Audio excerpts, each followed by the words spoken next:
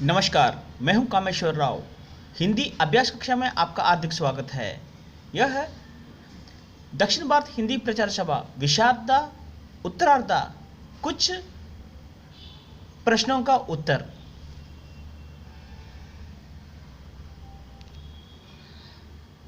विशारदा paper 1 में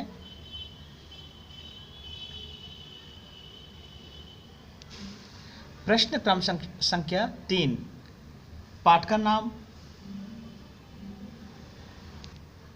भरतेंद्र हरिश्चंद्र लिखे हुए प्रेम माधुरी। कवि भरतेंद्र हरिश्चंद्र।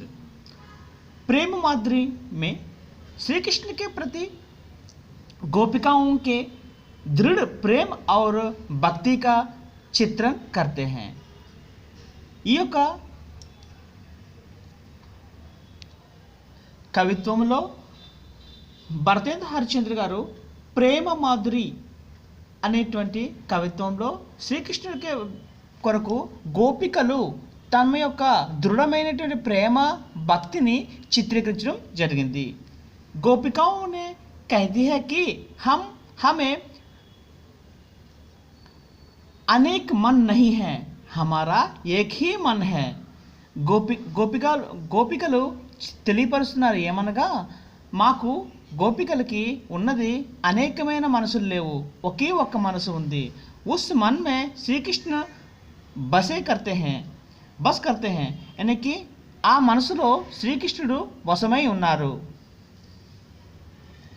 कृष्ण ने हमारा मन को चुरा लिया। కృష్ణుడు మా మనసుల్ని, గోపికల యొక్క మనసుల్ని దొంగిలించబడి ఉన్నారు।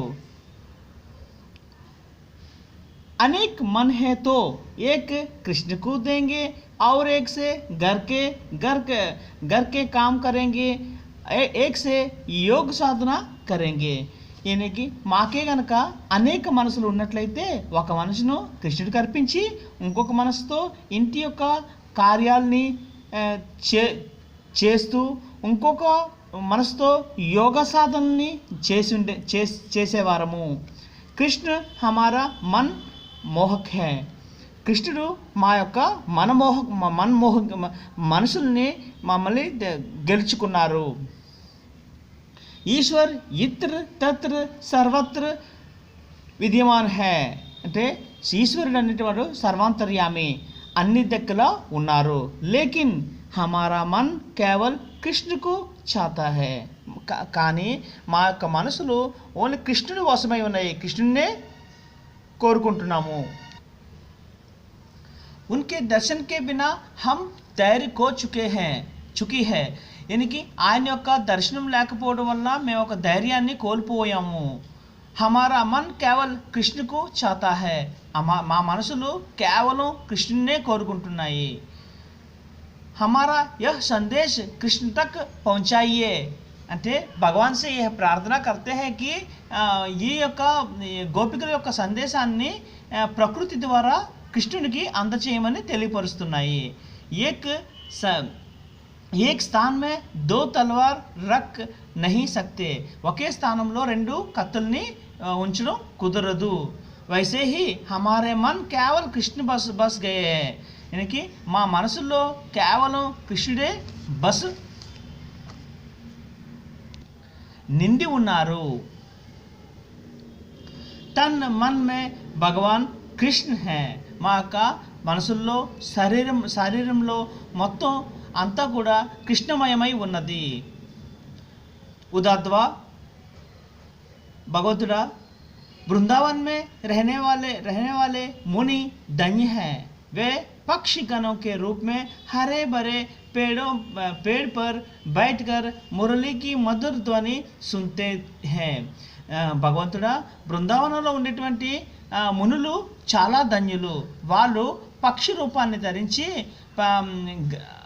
ఆకుపచ్చని చెట్లు మీద పక్షి రూపంలో కూర్చొని కృష్ణుని యొక్క మురళిని వింటూ ఉంటున్నారు। हमारे प्राणनाथ श्री कृष्ण है, మా ప్రాణనాథుడు శ్రీకృష్ణుడు। उनकी वाणी अमृत रस पीने की समान है, అతని యొక్క వాణి, అతని యొక్క విద్య, అతని యొక్క మాటలు అమృత రసాన్ని తాగినట్లు స్రవించినట్లుగా ఉంటుంది. ఉన్కే సున్నే కా భాగ్య హమే నహీ హై. ప్రస్తుతం మాకు ఆయన యొక్క వాణి వినడానికి మాకు భాగ్యం లేదు. మునియోంకు ఆసాన్ సే ప్రాప్త్ హోతే హై. మునివర్యులకి చాలా సునాయాసంగా వింటూ ఉన్నారు. జై కృష్ణ. अगले है कर्नेलिया का गीत, कविता का सारांश। चंद्रगुप्त जयशंकर प्रसाद जी के प्रसिद्ध नाटक है. ఇది చంద్రగుప్త అనేటువంటి నాటకాన్ని జయశంకర్ ప్రసాద్ గారు రచించారు. इस नाटक में ग्रीक और भारत का वैवाहिक संबंध होता है. అంటే భారత్ మరియు ఒక గ్రీకుల యొక్క వైవాహిక సంబంధాన్ని తెలియపరచడం జరిగింది. कर्नेलिया सिकंदर यानी कि अलेक्जेंडर के सेनापति सेल्यूकस की बेटी है. आमे कर्नेलिया सिकंदर सेल्यूकस का कुमारते. भारत की प्राकृतिक सुंदरता से मुग्ध होकर यह गीत गाती है. भारत देश में का ప్రకృతి సుందరతకి ముగ్ధురాలై ఆమె ఈ పాటని పాడింది. उनका कहना है कि अनजान को भी भारत में सहारा मिलता है. అంటే అంజాన్ ఏ సహారా లేని వాళ్ళకి, అంటే తెలియని వారికి, ఏ సహారా లేని వాళ్ళకి భారతదేశంలో ఏదో సహారా లభిస్తుంది.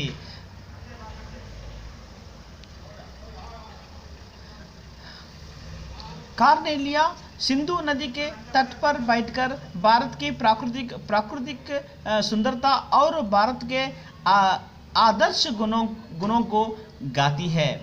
कर्नेलिया సింధు నది యొక్క ఒడ్డున కూర్చొని భారతదేశం యొక్క ప్రాకృతిక సుందరతని ఆదర్శ గుణాలని, భారతదేశం యొక్క ఆదర్శ గుణాలని పాడుతున్నది.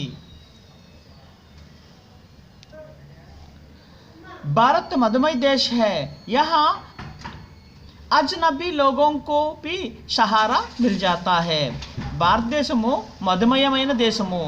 ఇందులో పరాయి వ్యక్తులకు కూడా ఇక్కడ సహారా లభిస్తుంది. सूर्योदय की किरणों पेड़ों पर गिरती है तो సోనే కి సమాన్ చమక్తా హై. यानी సూర్యకిరణాలు చెట్ల మీద పడినప్పుడు అవి బంగారు వర్ణముతో ప్రకాశిస్తున్నాయి. ऐसा भी है कि हरियाली जीवन पर कुमकुम चिटक रही है. यानी कि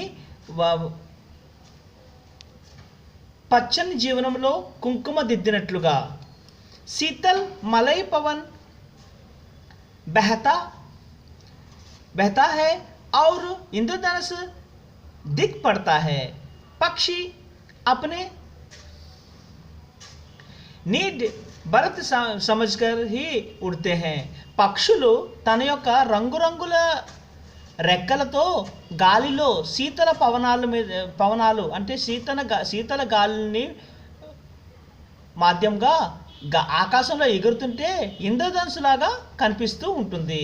పక్షులు తన భారతదేశానికి వస్తున్నామనేటువంటి ఆనందంతో ఎగురుతూ పక్షులు వస్తూ ఉంటాయి. యహ్ దయామయి देश है. ఇది దయామయమైన దేశము. सबकी आंखों से करुणा ही आंसू बनते हैं. అంటే అందరి మనసుల్లో కూడా ఆనంద బాష్పాలే ఉద్భవిస్తూ ఉంటాయి. सोने की गड़े में బంగారు కుండలో నశీలి పదార్థాన్ని స్రవించి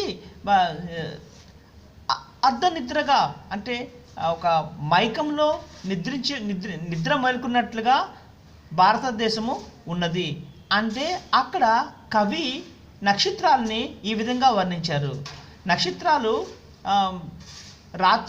రాత్రి సమయంలో మినుగుగా ఉంటూ తన యొక్క సూర్యకిరణాల ద్వారా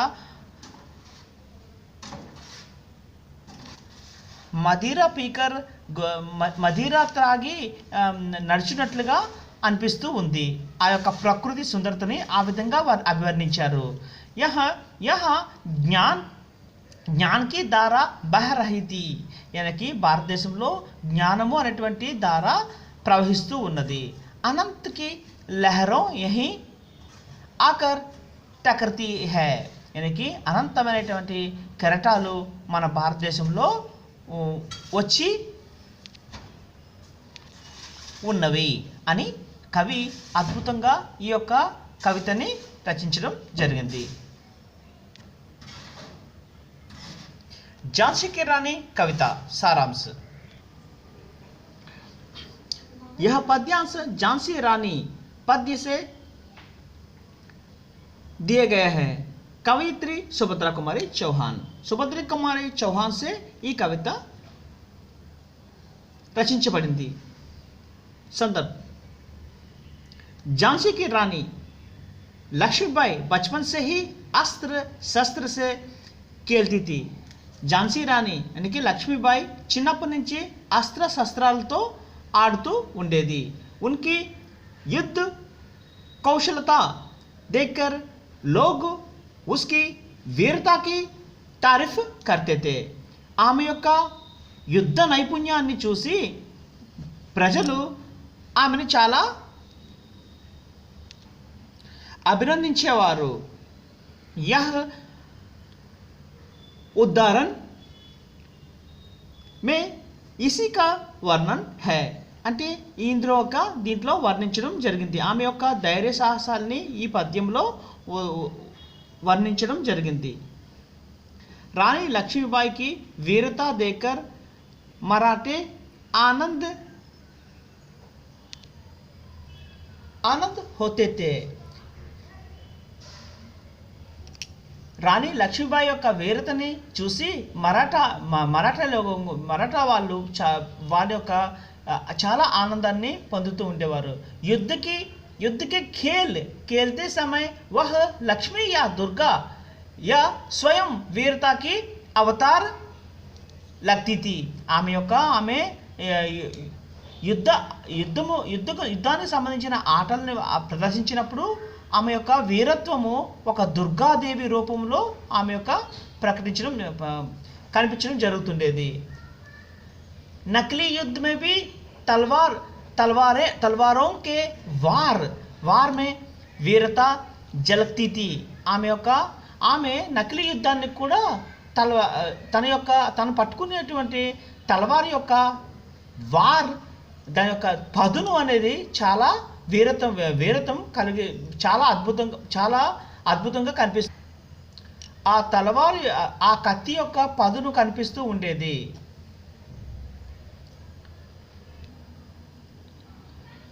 व्यूह की रचना, सैन्य घेरना, दुर्ग तोड़ना आदि प्रेकेल में वह अनुपम वीरांगना लगती थी.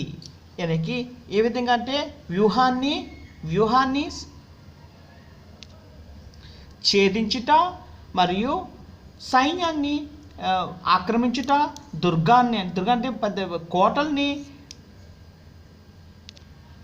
పగులుగొట్టి లోనికి ప్రవేశించుట వంటి ఆటల్ని అనుపం చాలా గొప్పగా వీరత్వంతో జరుపుతూ ఉండేది. విశేష్, लक्ष्मीबाई अपने बचपन से ही वीरता की प्रतिनिधि बन गई. అతని లక్ష్మీబాయి చిన్నప్పటి నుంచి కూడా తన వీరత్వంతో ఒక వీరనారిగా ప్రతిబింబించింది. సరళ భాష में कवित्री ने చిత్రణ किया. ఈ యొక్క కవిత్వాన్ని చాలా సరళమైనటువంటి భాషలో చిత్రీకరించడం జరిగింది.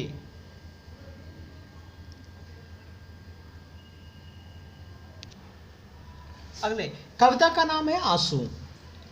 प्रसंग, यह पद्यांश आंसू कविता से दिया गया है. कवि है श्री जयशंकर प्रसाद. जयशंकर प्रसाद जी से लिखी गई यह कविता आंसू కవిత నుంచి తీసుకోబడింది, గ్రహించబడింది.